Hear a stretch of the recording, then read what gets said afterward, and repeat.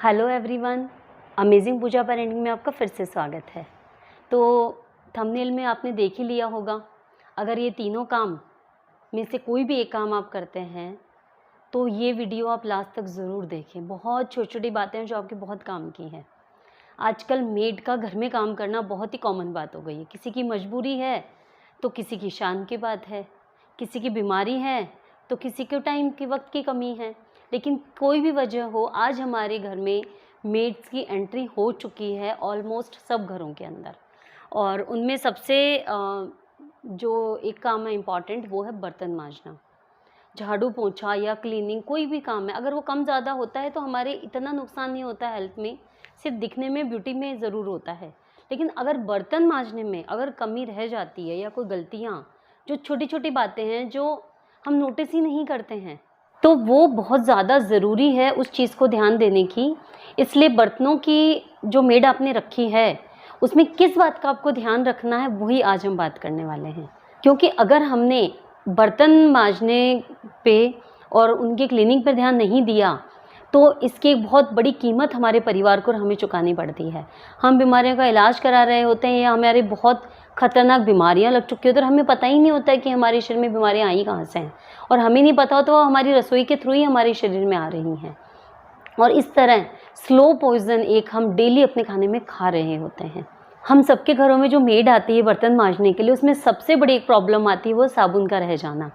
अगर बड़े बड़े पीसेस साबुन के रह जाते हैं टिकिया के, तो वो तो हमें दिख जाते हैं और हम टोक देते हैं या हम हटा देते हैं।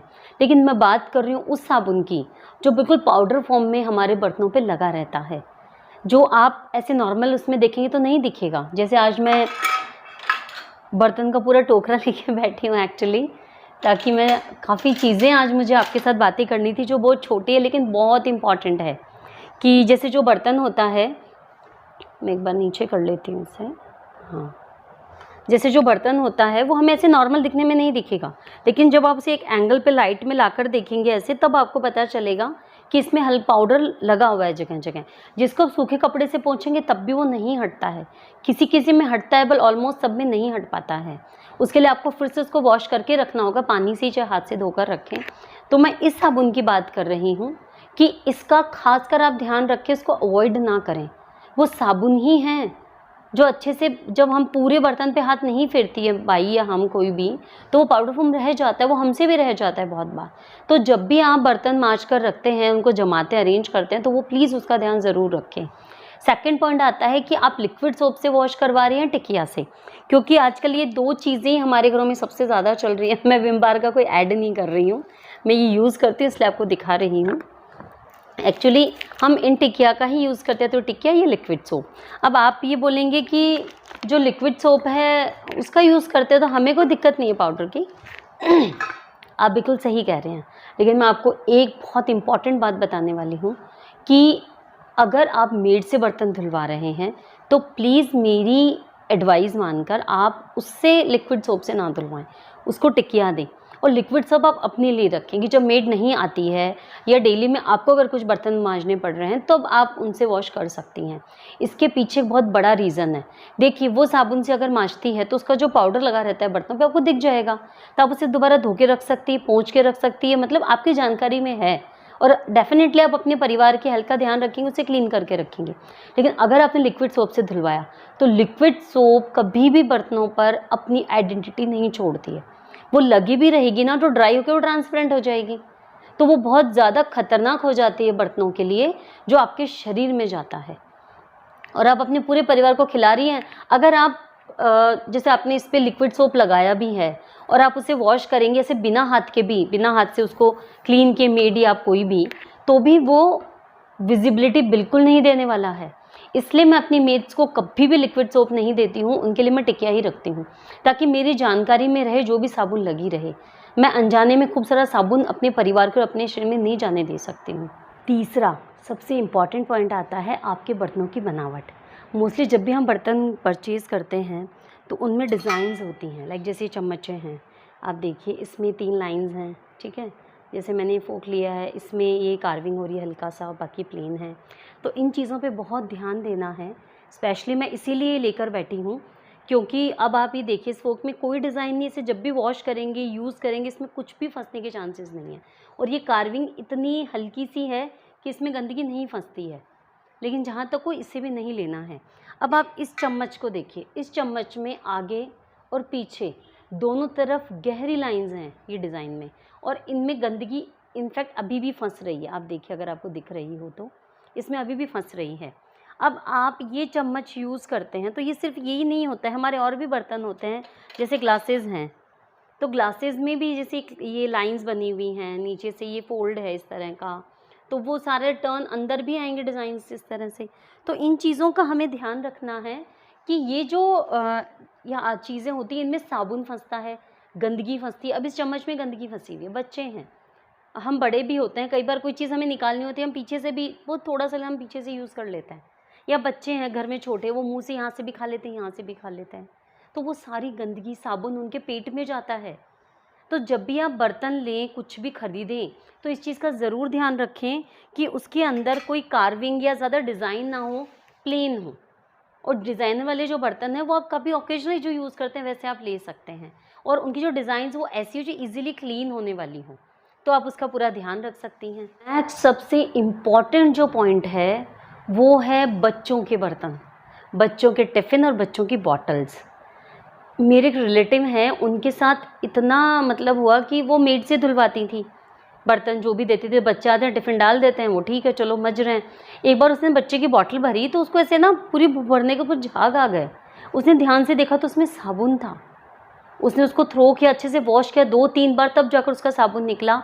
आप कल्पना कीजिए, हमारे बच्चों की बॉटल्स में तो स्ट्रॉ लगी होती है, उनके ऊपर छोटा सा मुंह होता है, थोड़ा बड़ा बच्चा है तो वो पूरा हम बंद करके दे देते हैं, बच्चा डायरेक्टली पी जाता है। अब उसमें जानवर है कि कोई साबुन है कि गंदगी है, कुछ नहीं पता। और छोटे बच्चों को तो सच बता रही हूँ, इतने इनोसेंट होते हैं, उन्हें टेस्ट का भी नहीं पता होता है, बस गंदा सा लग रहा है, पता नहीं क्यों गंदा लग रहा है, प्यास लग रही तो बच्चे पीते रहते हैं, खेलते रहते हैं, पढ़ते रहते हैं, पीते रहते हैं, उनको होश ही नहीं होता है कभी नहीं। अच्छा थोड़ा सा पी लिया, कम पी लेंगे उस दिन पानी, बस अगर ज़्यादा ही उसमें वो होगा तो, नहीं तो वो उसको चलता रहता। आप सोचो, कल्पना करो, आपका बच्चा साबुन का पानी पी रहा है, आपकी आत्मा हिल जाएगी। इसलिए मेरी सबसे बड़ी रिक्वेस्ट है आपसे कि मेड्स को बॉटल ना दे वॉश करने को, और अगर बॉटल देते भी हैं तो हमेशा उसे यूज़ करने से पहले आप खुद उसका इस्तेमाल करें, मतलब उसको क्लीन करके रखें अच्छे से, अंदर से बाहर से। और ख़ासकर उसकी जो लिड है, मैं रखना भूल गई अपने साथ में जो भी है, मतलब वो गोल गोल होता है इस तरह का, जो राउंड होता है, उसकी जो साइड में जो रिंग होती, चूड़ी होती जो बॉटल की मुंह की, उसकी वो धारियाँ बनी हुई होती है ढक्कन में भी। उसमें बहुत बार हम क्या करते हैं, बॉटल तो वॉश कर दी, मेड भी होती है, हम भी होते करते थे, ढक्कन पे हम ध्यान नहीं देते हैं।